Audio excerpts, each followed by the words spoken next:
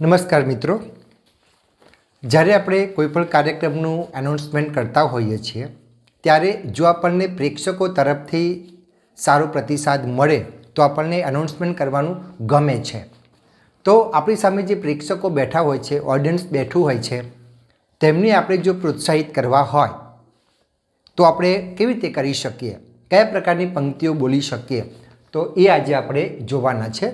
પ્રેક્ષકો માટેની પંક્તિ.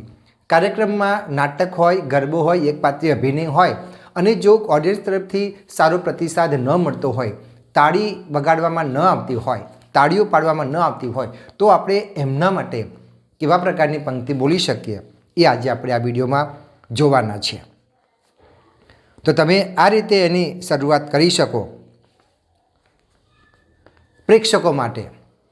फूलों की हंसी गुलाब है, फूलों की हंसी गुलाब है और पढ़ने के लिए किताब है. फूलों की हंसी गुलाब है और पढ़ने के लिए किताब है.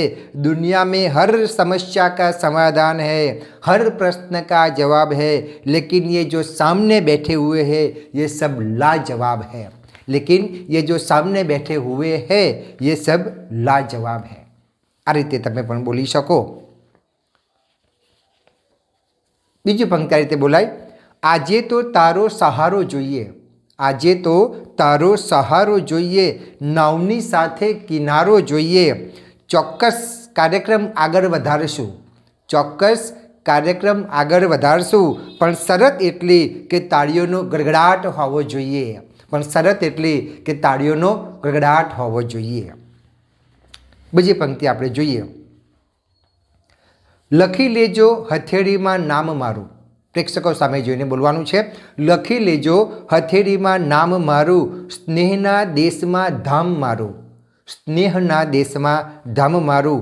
કોક દિવસ જો તરસ લાગે તમને, કોક દિવસ જો તરસ લાગે તમને, તો હથેળીથી પાણી પીતા પીતા યાદ આવશે નામ મારું. હથેળીથી પાણી પીતા પીતા નામ યાદ આવશે, નામ મારું. આ રીતે તમે બોલી શકો. બીજી પંક્તિ જોઈએ. તમે પૂછશો નહીં કે અમને કેમ છે, તમે પૂછશો નહીં કે અમને કેમ છે, અમે સારા છીએ એ તમારો વહેમ છે, અમે સારા છીએ એ તમારો વહેમ છે. બરબાદ તો થઈ ગયા હતા તમારા પ્રેમમાં, બરબાદ તો થઈ ગયા હતા તમારા પ્રેમમાં, પણ થોડો અમારા પર ખુદાનો રહેમ છે, પણ થોડો અમારા પર ખુદાનો રહેમ છે. આ રીતે તમે ઓડિયન્સને પ્રોત્સાહિત કરી શકો છો. બીજી પંક્તિ આપણે જોઈએ.